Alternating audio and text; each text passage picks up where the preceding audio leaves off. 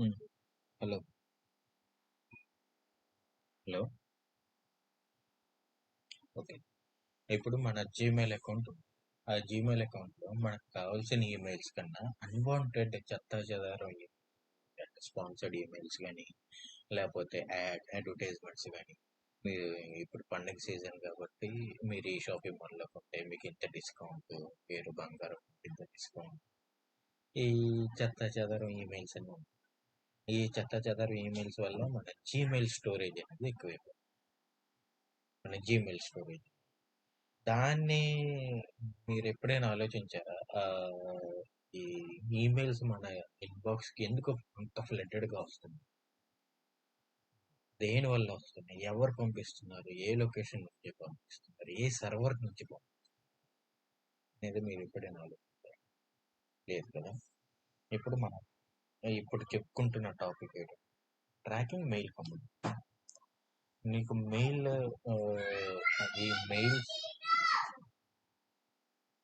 ఈ మెయిల్స్ అనేవి ఎక్కడి నుంచి వస్తున్నాయి? వాటి ఐపీస్ ఏంటి? అనేది ఎవరు పంపిస్తున్నారు అనేది మనం చూడొచ్చు. ఇప్పుడు మనకి అడ్వర్టైజ్మెంట్స్ తర్వాత లేకపోతే మీకు ఈ ఈ కంపెనీలో ఈ ఓపెనింగ్స్ ఉన్నాయి అని ఎవరు పంపిస్తున్నట్టు అంటే మీకు ఎందుకు ఆ మెయిల్స్ వస్తున్నాయి? మీరు ఎప్పుడైనా ఆలోచించారా? మీకు ఎందుకు ఆ మెయిల్స్ వస్తుంది? రాకూడదు కదా! మీ మెయిల్ ఐడి ఎవరి దగ్గర ఉంటే వాళ్ళదే రావాలి కదా! మీరు ఎందుకు వస్తున్నాయి అంటే మీరు సపోజ్ మీరు ఎక్కడికైనా రెస్టారెంట్కి కానీ లేకపోతే ఏదైనా షాపింగ్ మాల్కి వెళ్తే మీకు అక్కడ ఒకడు మీరు కూపన్స్ ఇస్తాం. రెస్టారెంట్కి వెళ్తే వాడు ఫీడ్బ్యాక్ ఫామ్ ఇస్తాడు. ఆ ఫీడ్బ్యాక్ ఫామ్లో ఆడు ఫుడ్ కోసంతో పాటు మీ డీటెయిల్స్ కూడా అడుగుతాడు. చాలా మంది డీటెయిల్స్ కూడా అడిగి కిందన మీరు ఈ ఫీడ్బ్యాక్ ఫామ్ ఫిల్ చేస్తే మీకు ఒక 20% డిస్కౌంట్ ఉంటుంది మీ బిల్లింగ్లో అని కిందన ఒక మార్కెటింగ్ స్ట్రాటజీ పెడతాడు ఆ ఫీడ్బ్యాక్. దానికి మనం మనం ఏం చూసుకుంటాం? అయ్యో మనకు వచ్చిన బిల్లులో 20% తగ్గుతుంది కదా అని ఆడు అడిగిన బ్యాంక్ అకౌంట్ కానీ మన ఆధార్ కార్డ్ కానీ అన్ని డీటెయిల్స్ అనేది ఇచ్చేస్తాం. మన ఈమెయిల్ ఐడి, ఫోన్ అడ్రస్తో పాటు. వాడు ఏం చేసుకుంటాడు అంటే థర్డ్ పార్టీ వాడికి అమ్ముకుంటాడు. అది ఎలాగా? ఇప్పుడు ఆధార్ కార్డ్ అయితే నీకు ఒక్కొక్క ఆధార్ కార్డ్ డీటెయిల్స్కి నీకు 100 నుంచి 1000 రూపాయలు 100 నుంచి 1000 రూపాయలు ఉంటుంది. అదే నీకు ఫోన్ నెంబరు కానీ ఈమెయిల్ ఐడి కానీ 5 రూపీస్ ఉంటుంది ఒక్కొక్క. అది కూడా వాళ్ళు ఒక్కొక్కటి తీసుకోరు, బల్క్గా తీసుకోరు. మరి బల్క్గా తీసుకుంటే వాళ్ళకి ఉపయోగం, మన డీటెయిల్స్ తోటి వాళ్ళకి ఉపయోగం అనుకుంటే మన డీటెయిల్స్ తోటి వాళ్ళకి ఉపయోగం అంటే ఇప్పుడు సపోజ్ మీరు బండి కొనాలి, టూ వీలర్ కొనాలి, బైక్ కొనాలి. మీకు ఆ బైక్స్ అంటే ఇంట్రెస్ట్ అంటే దాన్ని మీరు సెర్చ్ చేస్తున్నారు. ఏ ఏ బైక్స్ ఉన్నాయి, వాటికి ఎంత మైలేజ్ వస్తుంది, దాని బాడీ బిల్ట్ ఎలాగుంది, దాని రివ్యూస్ ఎలాగున్నాయి, అవన్నీ మీరు తరచుగా ఒక 1 వీక్ 10 డేస్ నుంచి తరచుగా చూస్తుంటే మీకు ఏదైనా ఒక యాడ్ అనేది ఒకడు పంపించడం, ఆ యాడ్ బైక్ రిలేటెడ్ అయిన యాడ్. దాన్ని మీరు చూస్తారో చూడరు? మీరు బైక్ కొనే ఆలోచనలో ఖచ్చితంగా చూస్తారు. అలాగే ఈ స్పాన్సర్డ్ ఈ advertisements based upon your interest they will flooded on your email. మీరు ఆ బైక్ది చూసి మీరు ఆ షోరూమ్లో ఈ బైక్స్ ఉన్నాయి అని చెప్పి మీరు షోరూమ్కి వెళ్తారు కదా! కొనకపోయినా మీరు షోరూమ్కి వెళ్తారు, మీకు నచ్చితే కొంటారు. వాడికి ఇక్కడ బిజినెస్ అవుతుంది కదా! ఇదంతా బిజినెస్ స్ట్రాటజీ. ఇప్పుడు మనకి ఒక ఆ, ఒక రాష్ట్రం తాలూకా ఆధార్ డీటెయిల్స్ కానీ లేకపోతే ఒక స్టేట్ తాలూకా పర్సన్స్ డీటెయిల్స్ కానీ ఇవ్వాలి అంటే మనకు అరుణాచల్ ప్రదేశ్లోని ఉన్న హ్యాకర్స్ ఉన్నారు, వాళ్ళైనా తీసిస్తారు. మనకి హైదరాబాద్లోనే ఉంటారు, వాళ్ళైనా తీసిస్తారు. కానీ మనకి లోకల్ డేటా కావాలి. ఆ లోకల్ డేటా మనకి ఎలాగొస్తది లోకల్ డేటాకి హ్యాకర్స్? అందుకే మీరు గమనిస్తే షాపింగ్ మాల్స్‌లో మీకు బంపర్ డ్రా, ఫస్ట్ డ్రా మీకు కార్ ఇచ్చేస్తాం, మీకు బెంజ్ ఇచ్చేస్తాం, జీన్స్‌లో ఐలాండ్ బండి ఇచ్చేస్తాం, ఫారెన్ ట్రిప్ ఉంటది అని మీకొక కూపన్, మీరు కొన్న బట్టలకి మీకొక కూపన్ ఇచ్చి, ఆ కూపన్‌లో మీ డీటెయిల్స్ రాసి ఒక పెద్ద బాక్స్, ఒక అట్ట బాక్స్ అనేది పెడతాడు. గమనించారా మీరెప్పుడైనా అది? ఈ అట్ట బాక్స్ అనేది ఈ అట్ట బాక్స్ అనేది పెడతాడు. మీరు మొత్తం అయ్యో మనకి తగలొచ్చేమో, మనకి కారు వచ్చేస్తదేమో, మనకి ఫారెన్ ట్రిప్ తగులుతదేమో అని చెప్పేసి మీరు డీటెయిల్స్ అన్ని ఫిల్ చేసి ఆ బాక్స్‌లో మీరు డ్రాప్ చేస్తారు. అఫ్‌కోర్స్ వాడిస్తాడు, వాడివ్వడని కాదు. కానీ మీరు డ్రాప్ చేసిన డీటెయిల్స్ ఇన్ని ఏదైనా కాదు, ఈ లోకల్‌లో ఎంతమంది ఆ కూపన్ బాక్స్‌లో ఇచ్చారో డీటెయిల్స్ రాసి, ఆ కూపన్ బాక్స్‌లో ఉన్న ప్రతి డీటెయిల్ వీడెళ్ళి అమ్ముకుంటాడు. ఈ షాపింగ్ మాల్‌లో వెళ్ళి అందుకే వాళ్ళు ఇలాంటి బంపర్ బనోజా డీల్స్ అని చెప్పేసి మీకు టెంప్ట్ చేయడానికి, కస్టమర్స్‌కి టెంప్ట్ చేయడానికి వాళ్ళు అలాగా చేస్తారు. అందుకు మనం కూడా మొత్తం మన డీటెయిల్స్ అన్ని రాసి ఏమో మనకి వస్తదేమో అని ఫోన్ నెంబర్లు, మీకు ఎన్ని ఫోన్ నెంబర్స్ రాసేస్తాం. అందుకే మీకు అన్వాంటెడ్ కాల్స్ కానీ, అన్వాంటెడ్ మెసేజెస్ కానీ, నార్మల్ మెసేజెస్ రూపాన మీ మొబైల్కి ఫ్లడ్డెడ్ అయిపోయి మీ మొబైల్ స్టోరేజ్ కాస్త తగ్గిపోతుంది. మెయిన్ రీజన్ వీటిని ఏ విధంగా చూడొచ్చు? సపోజ్ ఒక జీమెయిల్ అకౌంట్ మన టాపిక్ హెడ్డింగ్ రాస్తాను.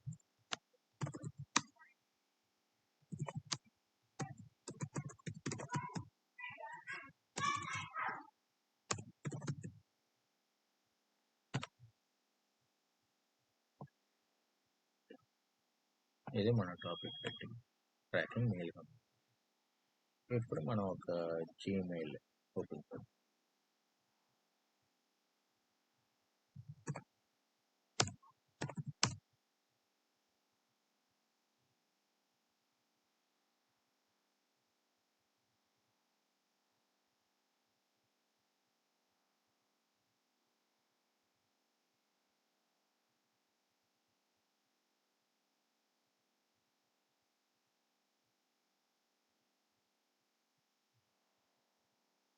ఇప్పుడు suppose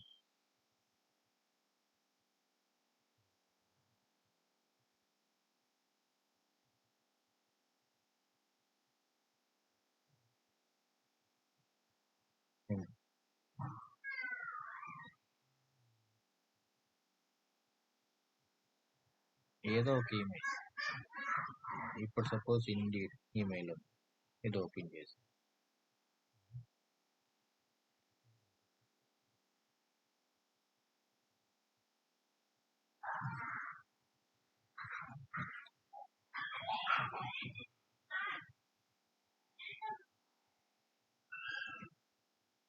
pepper fry celebrate 14 years ఇది ఓపెన్ చేసి, ఇది ఓపెన్ చేసాక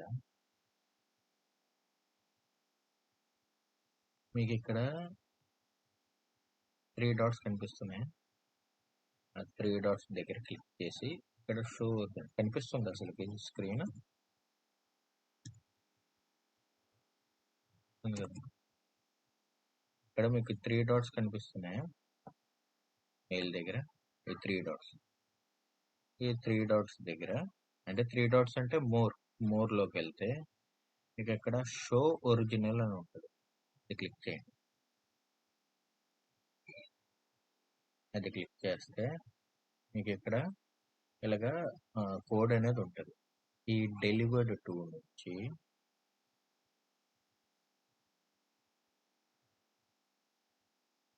కంటెంట్ టైప్ వరకు కాపీ చేసి నేను ఇప్పుడు చెప్పే టూల్, అదే టూల్ అంటే వెబ్సైట్ IP2 location.com.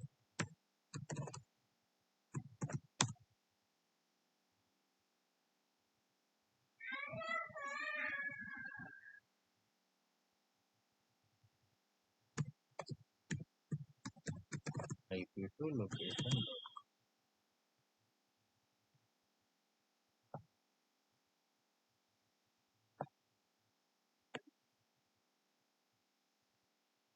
ఇది ఈ ఈ సైట్ ఏంటంటే అఫ్ కోర్స్ ఇది కూడా పెయిడ్ వర్షనే. మనకి కావాలంటే పెయిడ్ మనం తీసుకోవాలి. మనకి వద్దనుకుంటే మన free version only for learning purpose తీసుకోవాలి.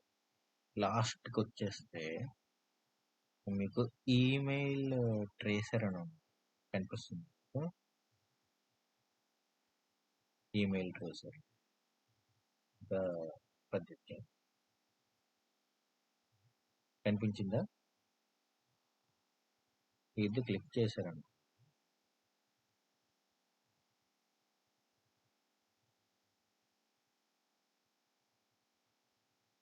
ఇక్కడ ఈమెయిల్ హెడర్స్ అని ఉన్నది చూడండి. ఇక్కడ కనిపించిందా ఈమెయిల్ హెడర్? ఇక్కడ మనం ఇందాక కాపీ చేసుకున్న డేటాని పేస్ట్ చేసి లుక్అప్ కొట్టండి.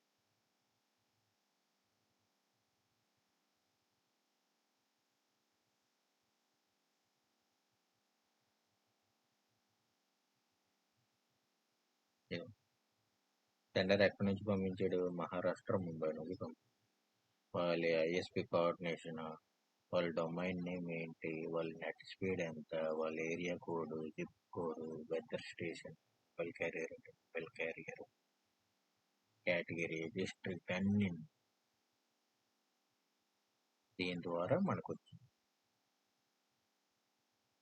అర్థమైందా? ఎవడు పంపించాడు ఏంటి అంటే ఈ వాడి ఐపీ అడ్రస్, వాడి కోఆర్డినేట్స్ కూడా ఇవి మనకు తెలుసు కదండి.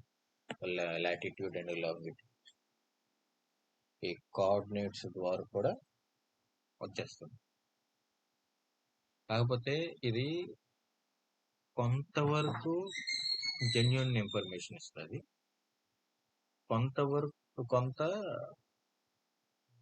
Fake information. ఎందుకంటే ఇది పెయిడ్ టూల్.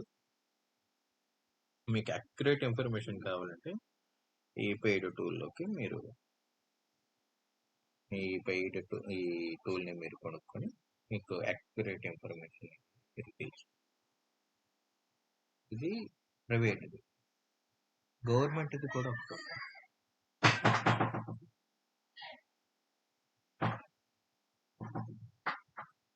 గవర్నమెంట్ ఇది కూడా అదేంటంటే ఇది మీకు అర్థమైంది కదా, IP2location.com.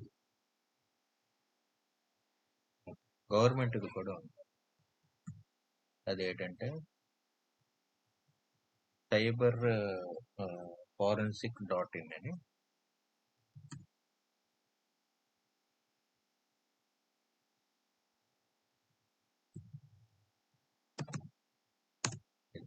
ఇది గవర్నమెంట్ టూల్. దీనికి మనం లాగిన్ అవ్వలేక అది ఉన్నది కాబట్టి దీనికి మీరు యాక్చువల్గా సైన్ అప్ చేసుకోవాలి.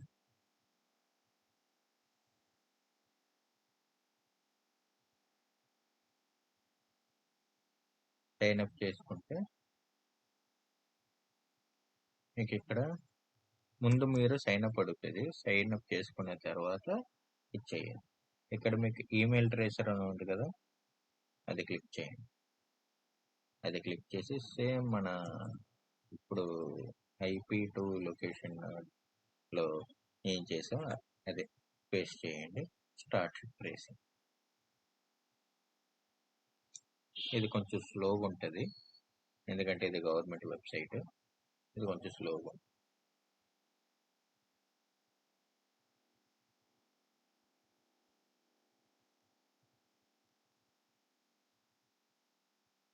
కొంచెం వెయిట్ చేయాలి. And again this all are PADs అంటే ప్యాడ్ అంటే పబ్లిక్లీ అవైలబుల్ డేటాబేస్. ఇవి పబ్లిక్ గా అవైలబుల్ ఉన్నాయి కాబట్టి మనకు కనిపిస్తున్నాయి, అందుకు వీటిని ప్యాడ్స్ అని. వీటికి ఇంకో పేరు కూడా ఉంది, OSINT. అది వచ్చింది. దీస్ ఆల్ ఆర్ ప్యాడ్స్, అంటే పబ్లిక్లీ అవైలబుల్ డేటాబేస్. ఇవి పబ్లిక్గా అవైలబుల్ ఉన్నాయి కాబట్టి మనం చూడగలుగుతాం, అంతే కదా. వీటికి ఇంకో పేరు కూడా ఉంది.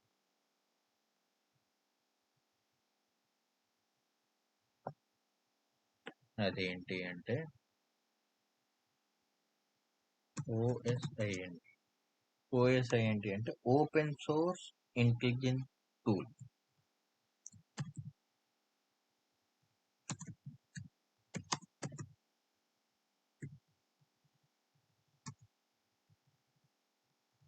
ఇది ఓపెన్ సోర్స్ ఇంటెలిజెంట్ టూల్.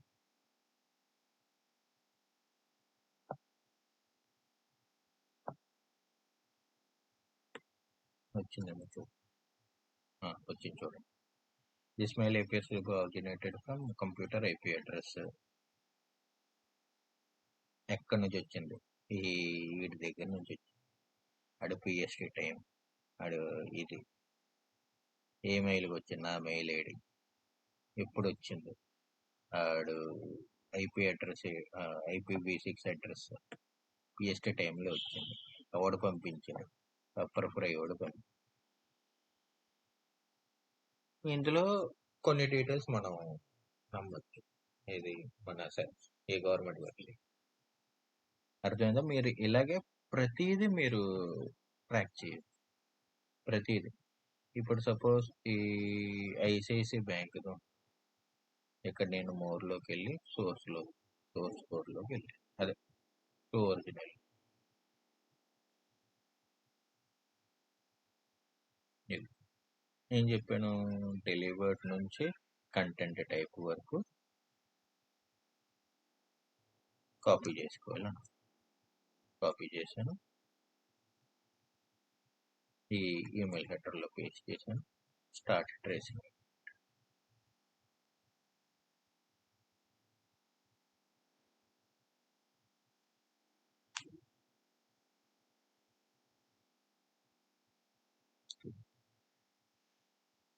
చెప్పాను కదా, మన ఈ గవర్నమెంట్ వెబ్సైట్ అనేది కొంచెం స్లోగానే ఉంటుంది.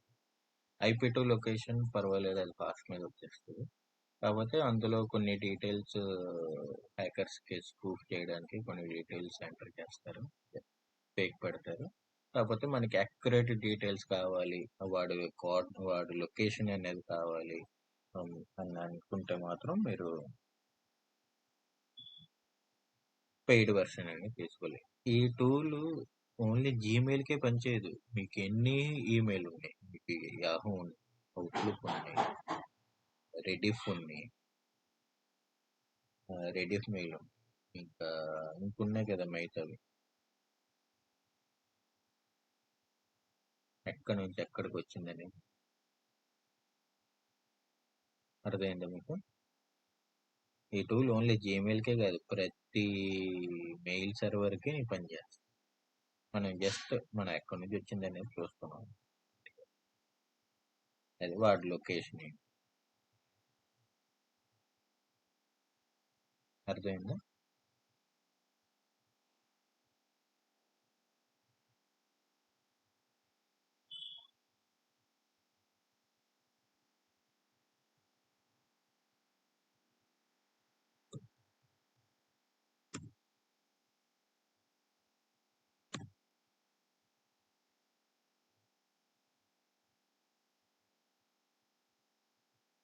ఇవన్నీ పబ్లిక్లీ అవైలబుల్ డొమైన్. నెక్స్ట్ ఇవి మనం అంటే ప్రాక్టీస్కి పర్పస్ కింద యూజ్ చేయొచ్చు, కానీ కొంచెం కేర్ఫుల్గా యూజ్ చేయాలి.